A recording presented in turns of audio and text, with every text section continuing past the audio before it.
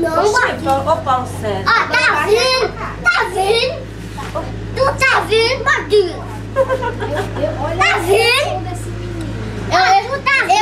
Eu não escuto formiga. Vai, ixi, chamou de formiga. Ó, tu é o Fuxinho, tu é um moleque. Isso é tão pé todo. Um dia tu fecha a casa, essa coisa, essa véia. Ô, Paulo César, João Lucas nasceu aqui, Paulo César. Eu sei aqui. Então, Eu ele também. tem direito.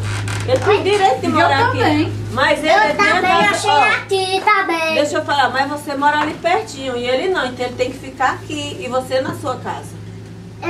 Ele mora onde? Ele vai na casa dela. Não, que é longe. Ele vê. Um dia.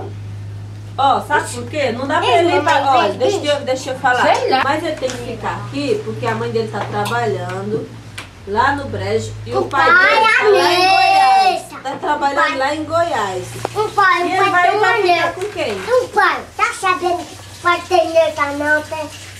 Tu o pai viu? dele. Tu viu? Não, Ninguém viu. fica dizendo? É. não, a rua toda.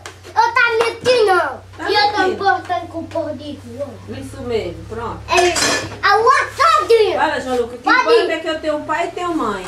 Ó, eu tenho pai. Não Ela separado. é moleque, não é tua mulher. E tu? Eu sei tua mãe tem pai. Tu mãe, eu sei.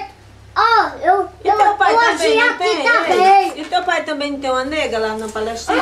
Que essa aqui é vai dormir. Pra me dormir.